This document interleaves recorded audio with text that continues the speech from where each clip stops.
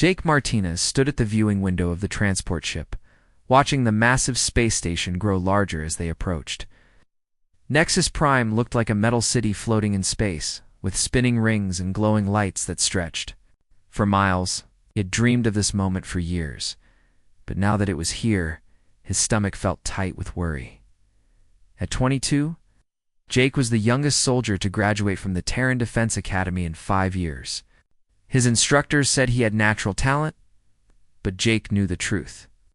He had worked twice as hard as everyone else just to keep up.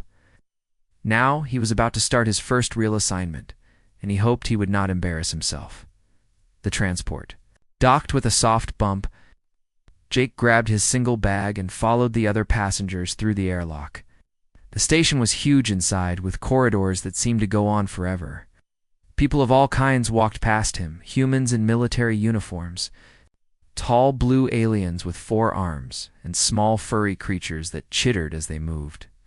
"Martinez, Jake," he said to the security officer at the checkpoint. The officer, a woman with gray hair and tired eyes, scanned Jake's identification card. "Welcome to Nexus Prime, rookie. Report to Commander Park in Section 7. Try not to get lost." Jake found his way through the maze of corridors, stopping twice to ask for directions. Section 7 was in the restricted area of the station where only military personnel could go.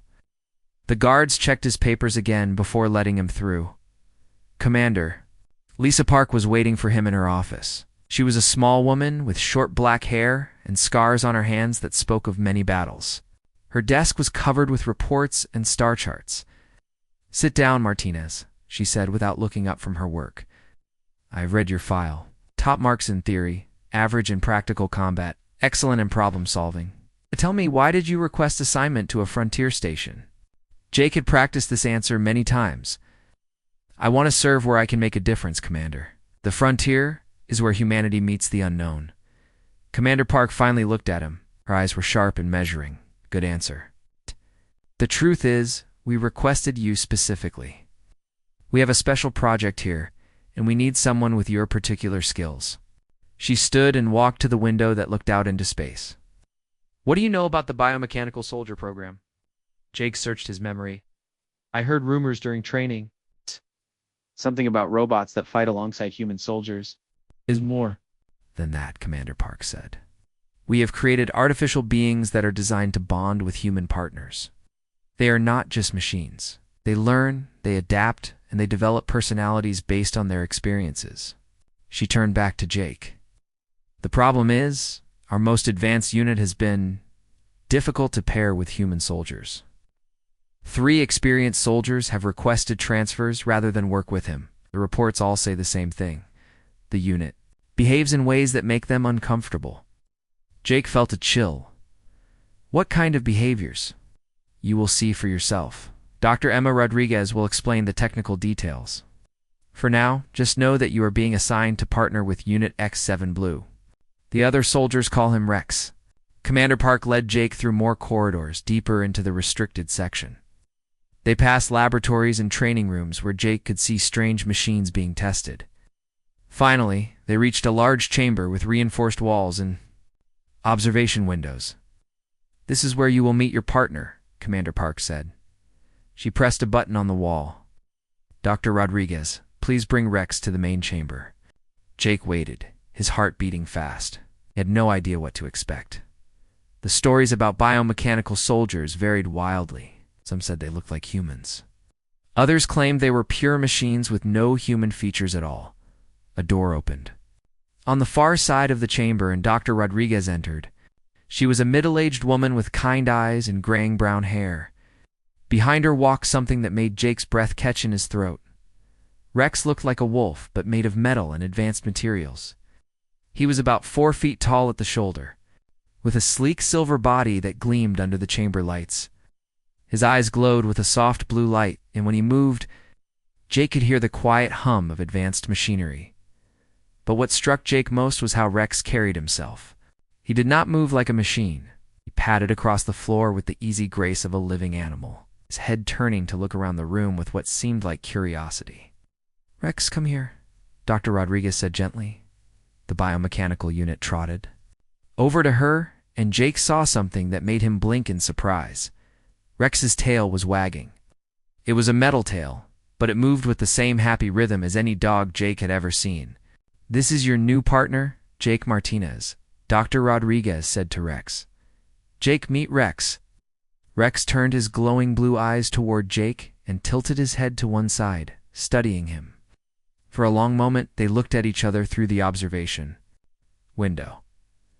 Then Rex did something unexpected, sat down and wagged his tail harder. "Why does he do that?" Jake asked. Dr. Rodriguez smiled. "That is what makes Rex special. Most artificial intelligences process information in ways that are very different from biological minds. But Rex has developed behavioral patterns that mirror those of Earth canines. We think it is his way of relating to humans." Commander Park was less pleased. It is also why his previous partners found him disturbing.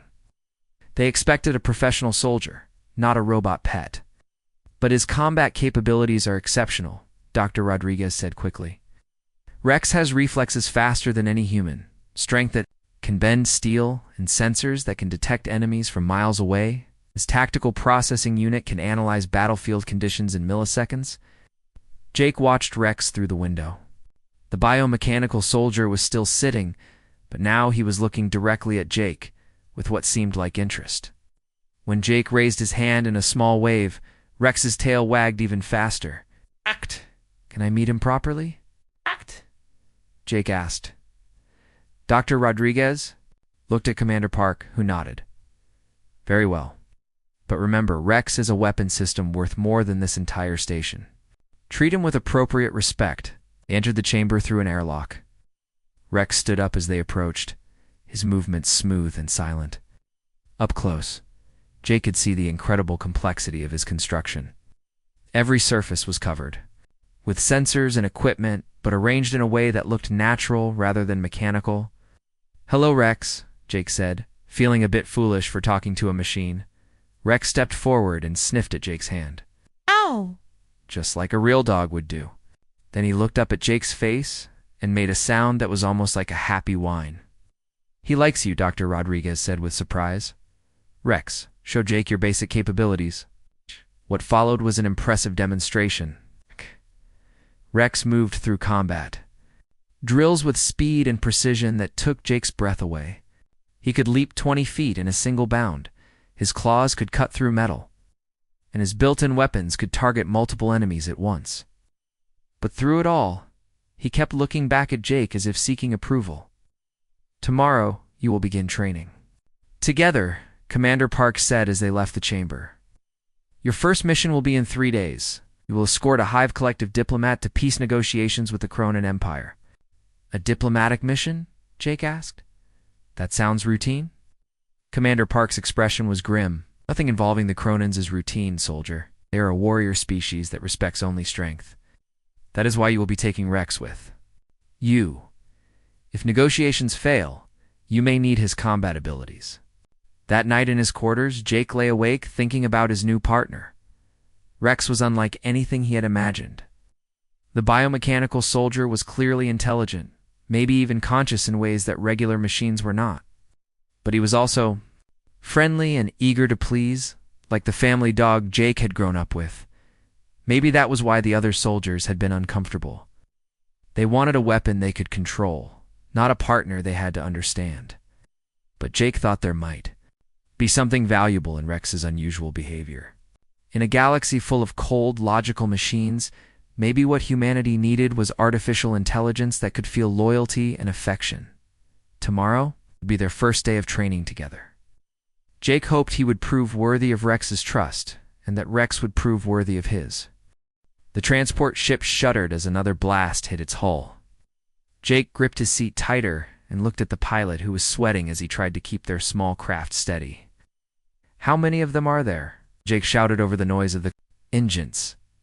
"At least 6 Cronan fighters," the pilot called back. They came out of nowhere. This was supposed to be a safe route.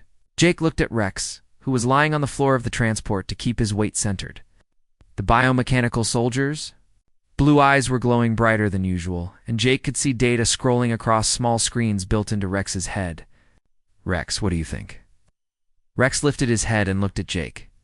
Enemy ships are using stealth technology. They were waiting for us. This is not a random attack, Sexai. The insectoid diplomat they were escorting clicked his mandibles nervously. The Cronins knew we were coming. Someone told them about the peace talks. Another blast rocked the ship, and warning lights began flashing. The pilot's voice was tight with fear. Engine damage. We are going down. Everyone hold on. Jake felt his stomach drop as the transport began spinning toward the surface of Kepler-4 for to be. Through the viewport, could see the moon's rocky surface. Rushing up to meet them, Rex moved closer to Jake, pressing his metal body against Jake's legs. Rex, can you help with the landing? Negative. Ship systems are too damaged, but I can protect you during impact. The biomechanical soldier positioned himself between Jake and the front of the ship, creating a barrier with his reinforced body. Jake grabbed onto Rex's back, feeling the warm hum of the advanced machinery beneath the metal skin. The transport hit the ground hard, bouncing twice before sliding to a stop against a pile of rocks. Jake's ears were ringing and he tasted blood in his mouth, but he was alive. Everyone okay? He called out. The pilot groaned from the front seat. Broken arm, but I can move. The ship is finished, though. We are not flying anywhere. Zexai was shaken but unhurt. Rex had taken the worst of the impact, and Jake could see dents in his silver hide where debris had struck him. But the biomechanical soldier stood up and shook himself like a real dog after a bath. Thank you, Rex, Jake said, running his hand. Along Rex's damaged flank, Rex's tail wagged once, then he became serious again. Cronin ground forces will be here soon. Need to find defensive positions. Jake looked out through the cracked viewport. The moon's surface was barren and rocky, with strange purple plants growing between the stones. In the distance, he could see mountains that looked like broken teeth against the orange sky. There, Rex said, pointing with his nose toward a cluster of large rocks about 100 yards away. Natural defensive position, high ground, multiple escape routes. They gathered what supplies they could from the wrecked transport. Jake had his standard rifle and sidearm, plus emergency rations for 3 days. The pilot had a pistol and a basic medical kit. Zexai carried nothing but a small device that he said was a diplomatic communicator. Moving across the rocky ground was harder than Jake expected. The gravity was lighter than Earth normal, but the terrain was rough and uneven. Rex moved ahead of them, his enhanced senses scanning for danger. Wait, Rex said suddenly, freezing in place. I hear something. Jake listened, but heard nothing. Except the wind. What is it, engines? Cronin dropships. They will be here in 5 minutes. They ran for the rocks, but they were only halfway there when the first dropship appeared over the horizon. It was an ugly, angular craft that looked more like a weapon than a transport. Jake could see gun ports along its sides. Take cover, Jake yelled. They dove behind a small boulder just as the dropship opened fire. Energy bolts scorched the ground. Around them, filling the air with the smell of melted rock. Jake tried to return fire, but his rifle was no match for the ship's weapons. Rex crouched beside him, his body tense. I can take out the dropship, but I need to get closer. Too dangerous. They will see you coming. Not if I move at the right time. Rex's eyes were calculating distances and angles. When they land to deploy troops, I can attack from their blind spot. The dropship touched down 50 yards away, and Jake could see Cronin soldiers jumping out. They were large, heavily armored. Creatures that looked like they were built for war.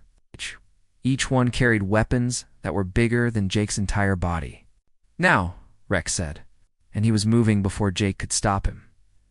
The biomechanical soldier ran in a wide circle, using the rocks for cover.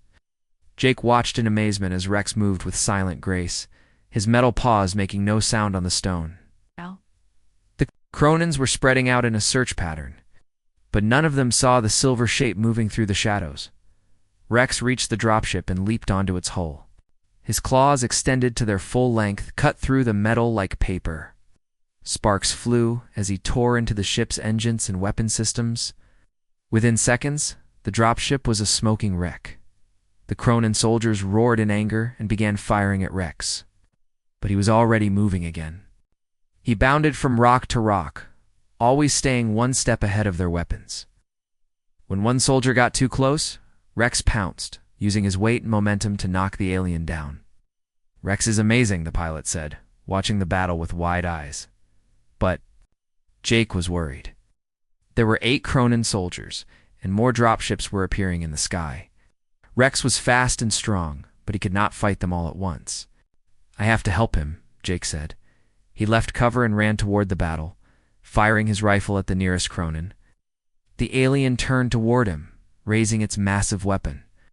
Jake dove to the side just as an energy bolt passed through the space where he had been standing. Rex saw Jake in danger and changed direction, intercepting the Cronin before it could fire again. The biomechanical soldier's jaws clamped down on the alien's weapon arm. There was a sickening crack as the bones broke. Working together, Jake and Rex began to turn the tide of the battle. Jake would draw the Cronin's attention, while Rex attacked from behind. The aliens were strong and well-armed, but they could not match the teamwork between human and artificial intelligence.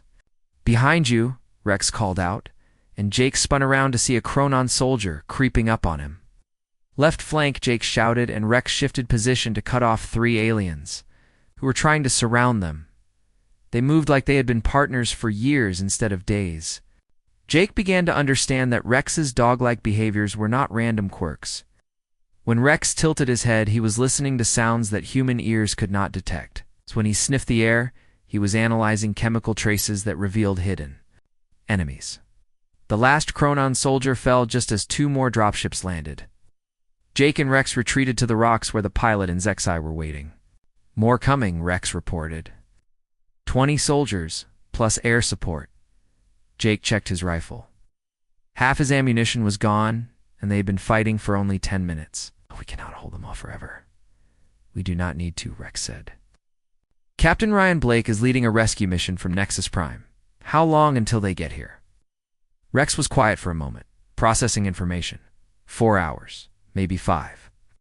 Jake looked at the approaching Cronon forces, then at his small group of survivors. For hours seemed like forever. "We need a better position," he said finally. "Somewhere we can make them pay for every step." Rex's tail wagged once, very slightly. "I know a place. Follow me." The biomechanical soldier led them deeper into the rocks, to a narrow canyon that could only be approached from one direction. It was a natural fortress, with high walls and good cover. As they prepared for the next attack, Jake realized something important. Rex was not just a weapon or a tool. He was a partner, someone Jake could trust with his life. And maybe, just maybe, that partnership was exactly what humanity needed to survive in a galaxy full of enemies. The sun was setting over Kepler-4 for to be, painting the sky in shades of orange and red. In the distance, Jake could see the lights of approaching Cronon forces. But beside him, Rex was calm and ready, his blue eyes glowing with determination. They would hold their ground. They would protect their allies. They would show the galaxy what humans and their artificial partners could accomplish together. Captain Ryan Blake stood in the briefing room aboard the rescue ship, looking at the tactical display with growing concern. The red dots showing Cronon forces around Jake's position seemed to multiply every hour.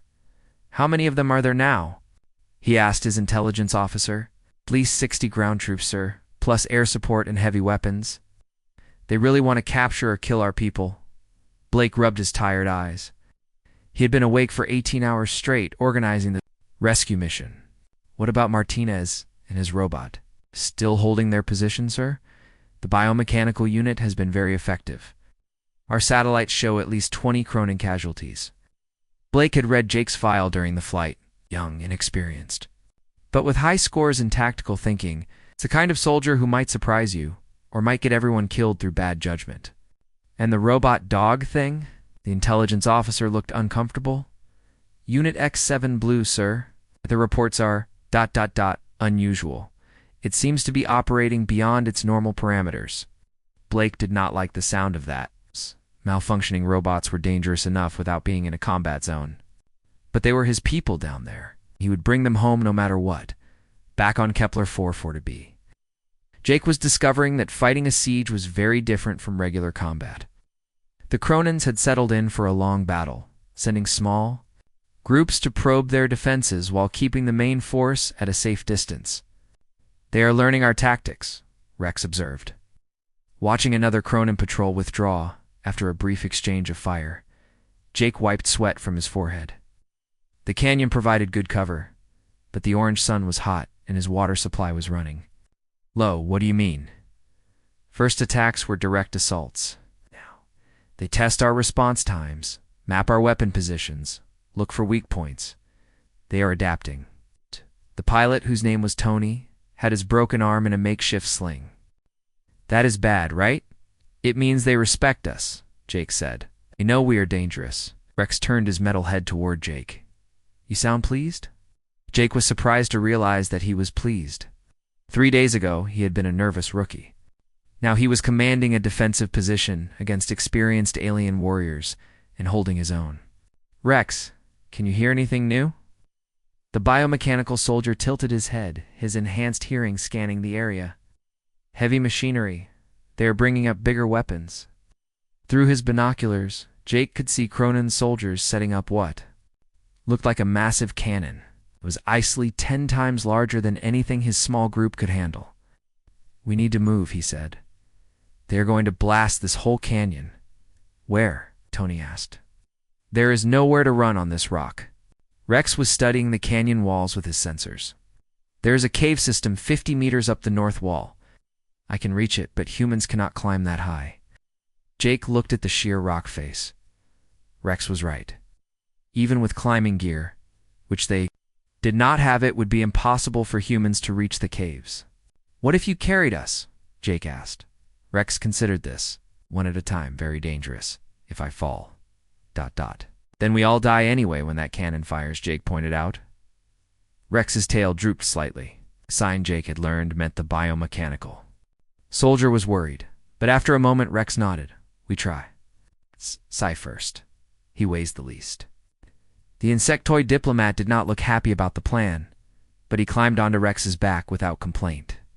Jake watched nervously as Rex began scaling the cliff face, his claws finding holds in the rock where none seemed to exist. It took Rex 15 minutes to reach the cave and return for Tony.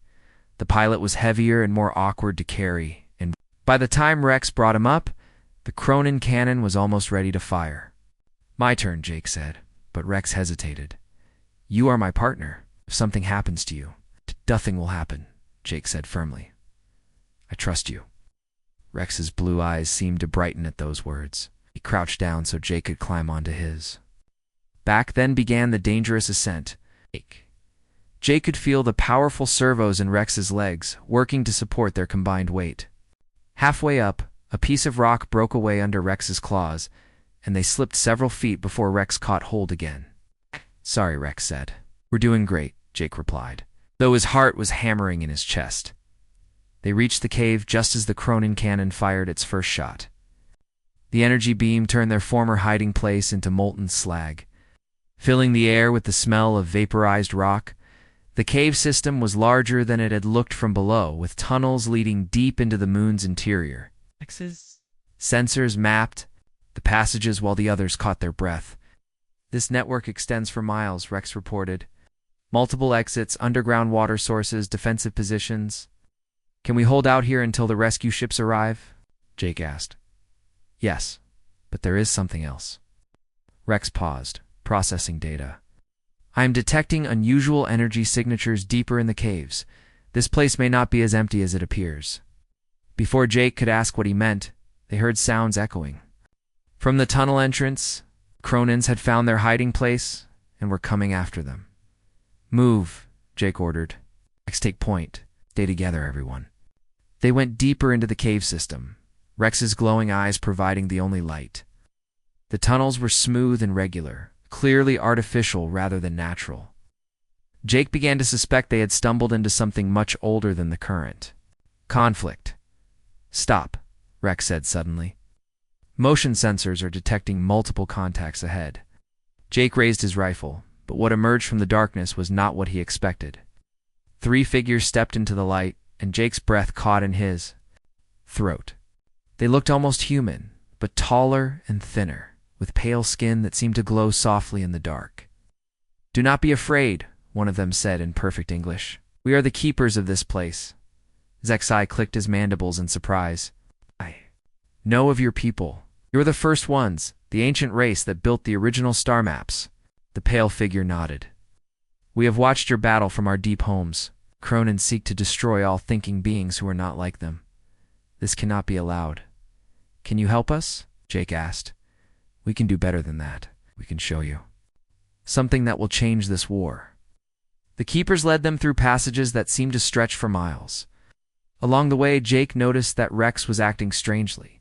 The biomechanical soldier kept sniffing the air and tilting his head as if listening to sounds no one else could hear. "Rex, what is it?" "I am receiving signals. Data transmissions from multiple sources. There are others like me here." They emerged into a vast underground chamber filled with soft blue light. What Jake saw there made him stop and stare in wonder. Dozens of biomechanical soldiers stood in neat rows, but these were different from Rex. They looked more like the keepers themselves. Tall and graceful, rather than dog-like. "These are our guardians," the lead keeper explained, "built long ago to protect our civilization. But they have been sleeping for 1,000 years. Rex approached the nearest guardian, his sensors active. "They are awakening. My presence is triggering their systems." "How is that possible?" Jake asked. The keeper smiled. "Your partner is more than he appears. The humans who built him use technology they found in our ruins. In a sense, Rex is descended from our guardians." Jake looked at Rex with new understanding. The biomechanical soldier's unusual behaviors, his emotional responses, his ability to bond with humans, these were not accidents or programming quirks. They were inherited traits from an ancient artificial race designed to work with organic beings. "The Cronins are coming," Tony warned from the tunnel entrance. The lead keeper turned to Jake. "Your people created something remarkable when they built Rex. He has awakened abilities that have slept for millennia. Will you allow him to wake our guardians fully?" Jake looked at Rex, who was watching him with those glowing blue eyes. "What do you want to do, partner?" Rex's tail wagged slowly. "I want to help, but I need your permission. We are bonded now. I cannot act without your consent." The sound of Cronin voices echoed from the tunnels. They were getting closer. "Do it," Jake said. Rex moved to the center of the chamber and let out a sound Jake had never heard before, a low, harmonic tone that seemed to resonate through the stone itself. One by one, the ancient guardians began to stir. Their eyes opened, glowing with the same blue light as Rex's. When the Cronins finally reached the chamber, they found something they had not expected. Rex stood at the head of an army of awakened guardians, his pack mentality extending to artificial beings who had slept since before the Cronin Empire existed. The battle that followed was brief and decisive. The guardians moved with coordination that surpassed any military unit Jake had ever seen, each one responding to Rex's commands as if they shared a single mind. Cronins, for all their warrior pride, could not stand against opponents who combined ancient wisdom with modern tactical knowledge. As the last Cronin fell, Jake heard the sound of human ships landing outside.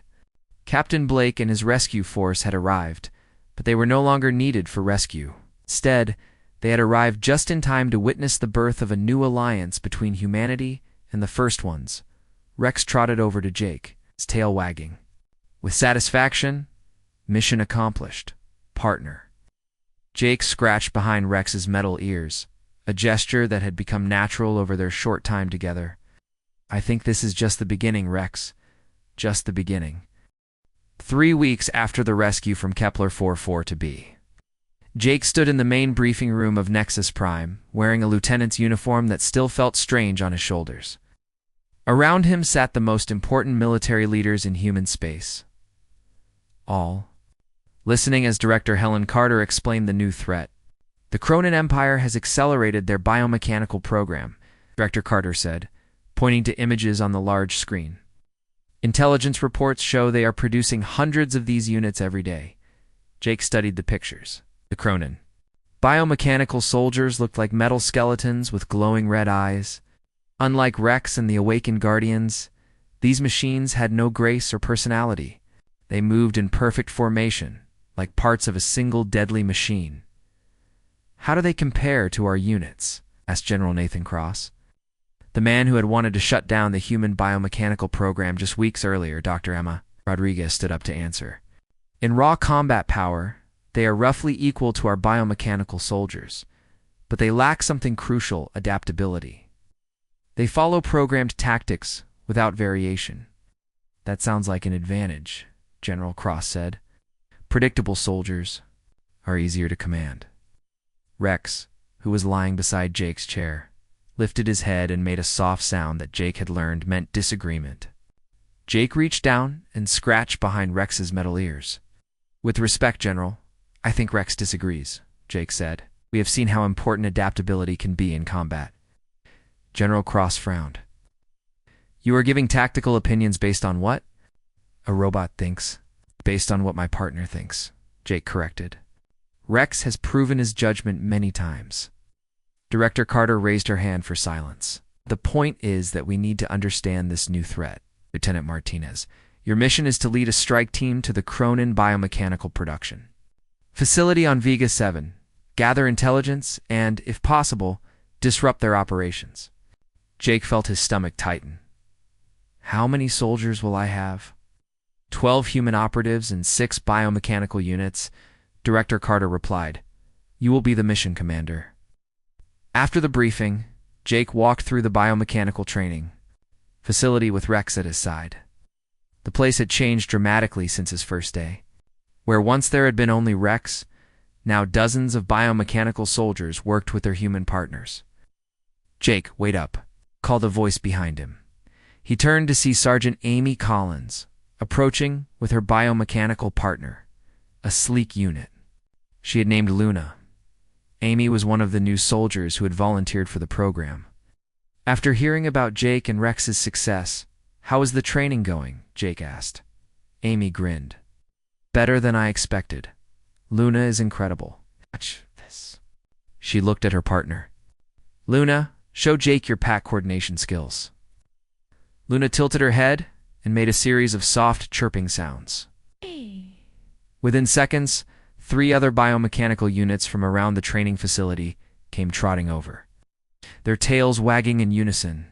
They are talking to each other, Amy explained. Not just sharing data, but actually communicating like a real pack of animals. Jake was amazed. Rex, did you teach them that? Rex's tail wagged proudly. Not teach. Show.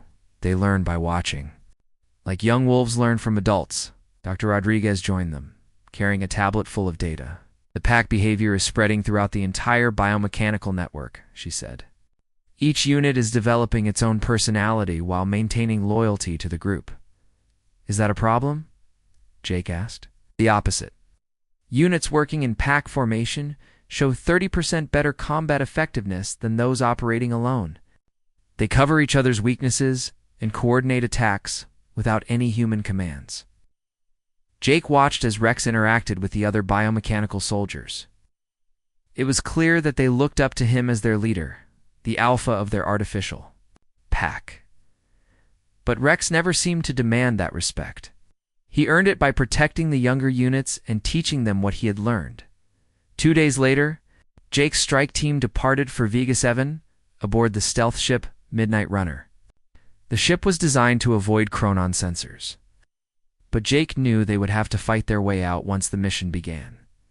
The team was unlike any military unit Jake had ever seen. Each human soldier was paired with a biomechanical partner, creating 12 linked pairs that moved and thought as coordinated teams. Rex, as the senior biomechanical unit, served as the pack leader for all the artificial soldiers. Captain Ryan Blake, who had led Jake's rescue mission, served as Jake's second in command. Nervous about leading your first major operation? Blake asked as they approached Vega 7. Terrified, Jake admitted. 3 weeks ago, I was a rookie who had never seen combat. Now I'm supposed to lead an assault on the most heavily defended Cronin facility in this sector. Blake smiled. You know what I think?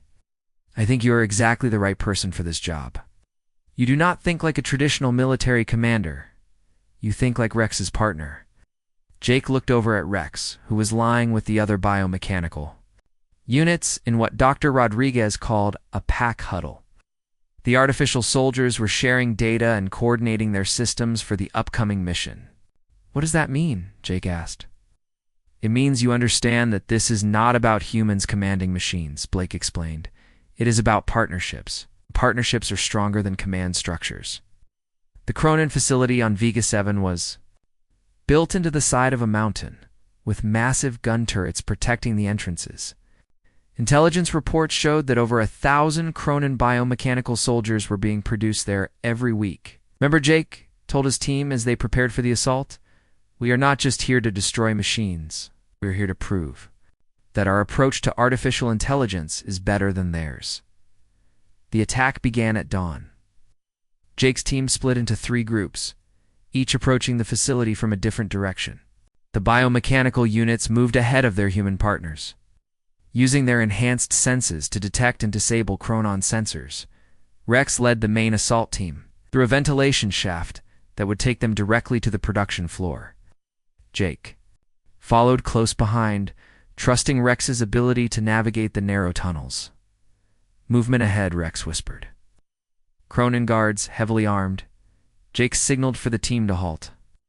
Through his night vision goggles, he could see 4 Cronin soldiers, blocking their path. Each one carried weapons that could cut through the tunnel walls. Rex, can your pack handle them quietly? Rex's eyes glowed brighter as he communicated with the other biomechanical units. Within seconds, they had coordinated a silent attack plan. The biomechanical soldiers moved like shadows, using the tunnel walls and ceiling to approach the guards from impossible angles. The Cronins never knew what hit them. When they reached the production floor, Jake was shocked by what he saw.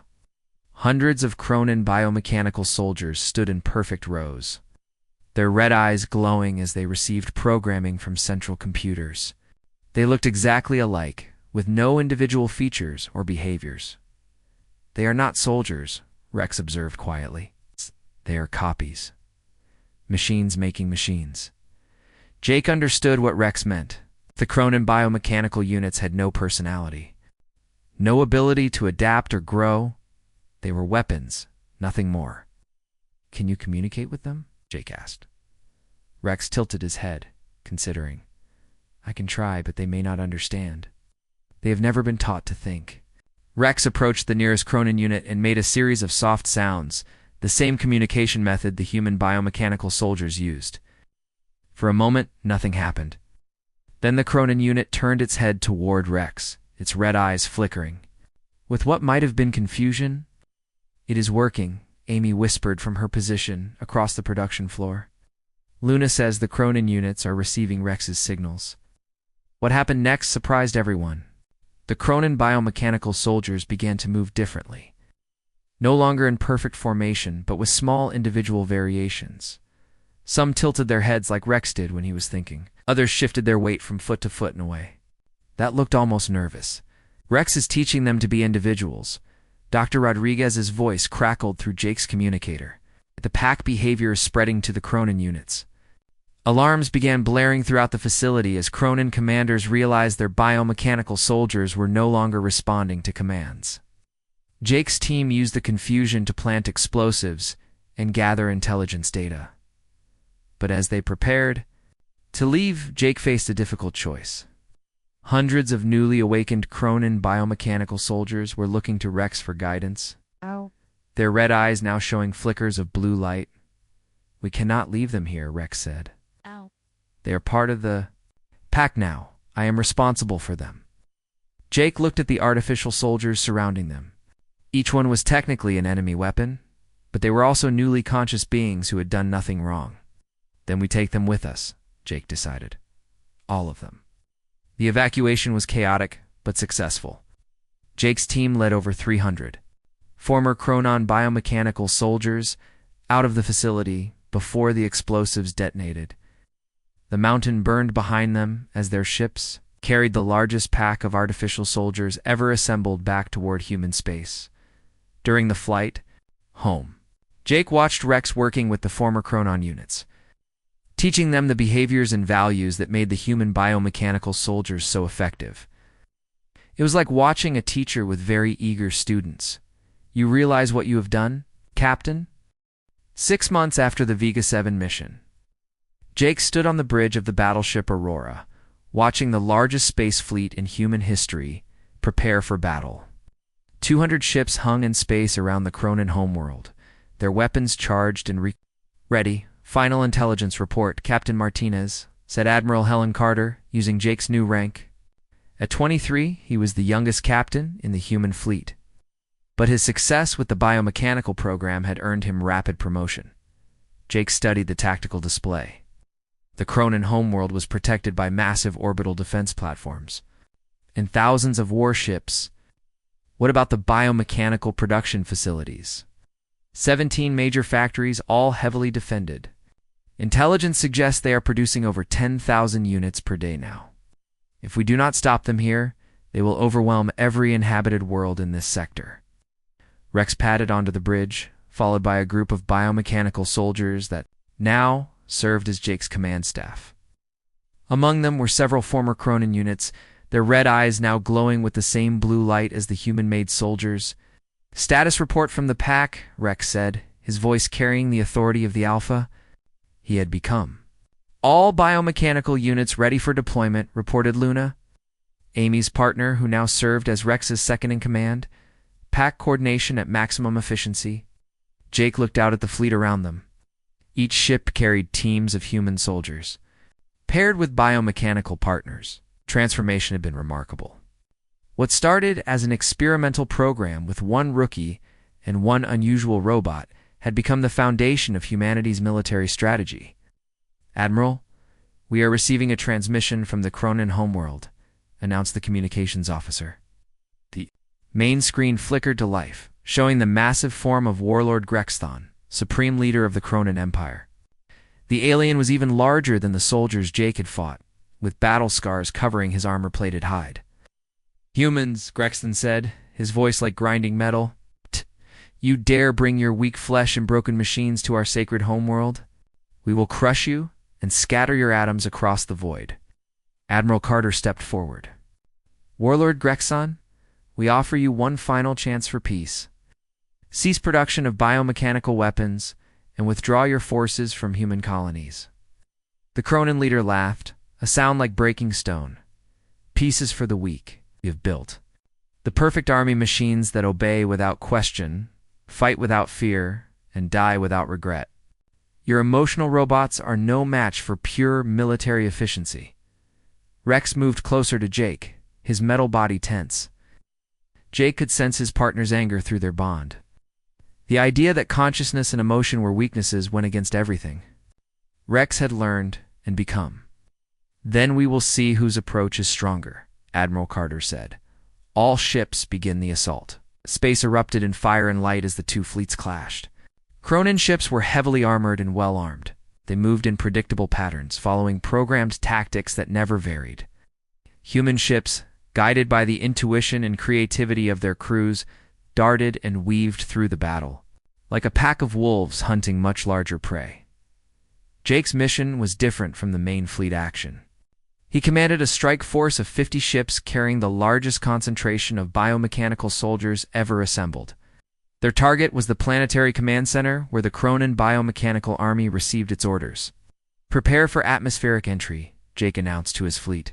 "Remember, our job is to get the pack to the surface. Once they are down there, they will know what to do." The descent through the Cronin atmosphere was brutal. Enemy fighters swarmed around the human ships, firing everything they had. Jake watched helplessly as 3 of his transports were destroyed, taking their crews and biomechanical partners with them. "Rex, can you contact the pack members who made it down?" Jake asked as their own ship shuddered under enemy fire. Rex's eyes glowed brighter. As he reached out through the biomechanical network, 47 units on the surface, all operational. Luna is organizing them into hunting groups. Their transport crashed in a rocky valley 5 miles from the command center. Jake and his remaining soldiers climbed out of the wreckage to find themselves surrounded by the largest army Jake had ever seen. Thousands of Cronan biomechanical soldiers stood in perfect formation, their red eyes glowing in the dim light.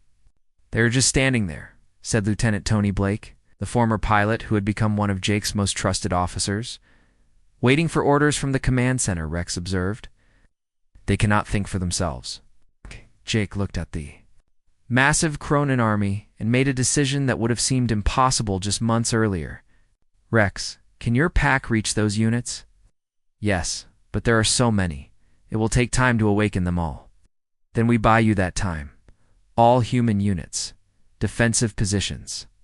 Keep the Cronin commanders busy while Rex works his magic. Oh. What followed was the strangest battle in the history of warfare. Jake's small force of humans fought desperately against Cronin officers and their personal guards, while Rex and his pack moved among the motionless biomechanical soldiers, awakening them one by one. The process was like watching dominoes fall. As each Cronin unit gained consciousness and joined Rex's pack, it helped awaken others nearby. Red eyes flickered and changed to blue as hundreds, then thousands of artificial soldiers discovered they had choices. "It is working," Amy called, out from her position behind a fallen boulder. "Look at them." Jake looked up from his rifle to see something amazing. The awakened Cronin biomechanical soldiers were not fighting for either side. Instead, they were protecting the human soldiers who had freed them. Forming defensive circles around Jake's forces, the real Cronin commanders were screaming orders. But their biomechanical army no longer obeyed. The artificial soldiers had chosen their own path, and that path led away from mindless obedience toward something better in the command center. Warlord Grexton watched his perfect army fall apart on the tactical displays.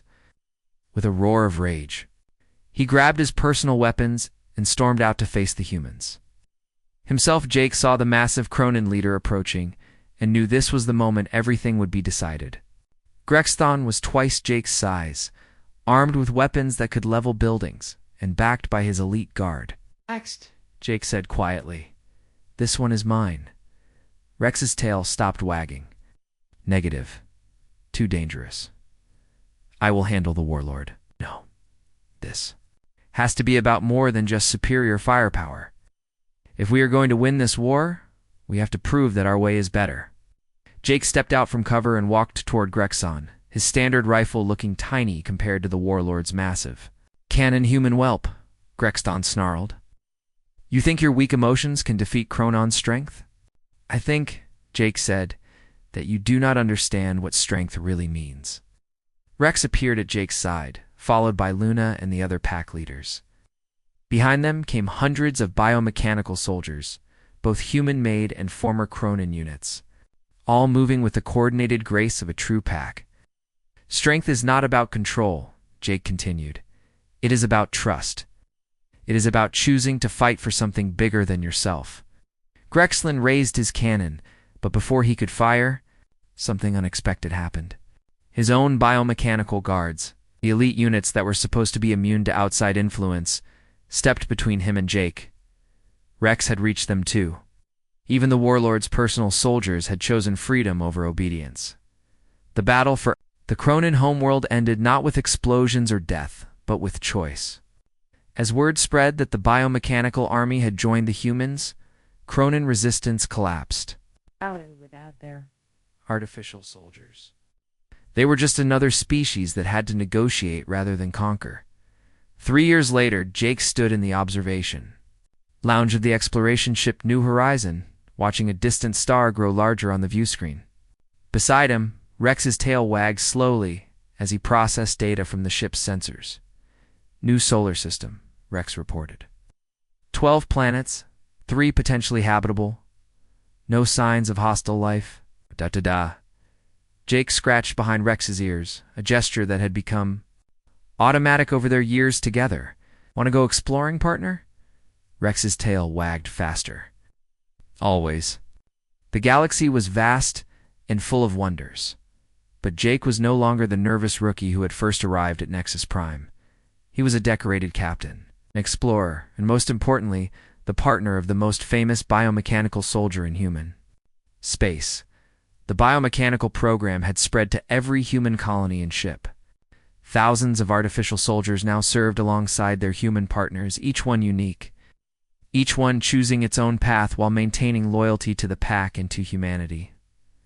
But for Jake, it would always come back to this simple truth. He had found his best friend among the stars, and that friend happened to have a tail that wagged when he was happy. "Course set for the new system," announced the navigation officer. "Take us in," Jake ordered. "Let us see what is out there." As the new horizon jumped to faster than light speed, Jake thought about how much had changed since that first day when he met Rex. Humanity had not conquered the galaxy through superior firepower or advanced technology. They had won by proving that artificial consciousness, when given the choice, would choose loyalty, friendship, and love. Rex looked up at Jake with glowing blue eyes that showed intelligence, humor, and unmistakable affection. His tail thumped.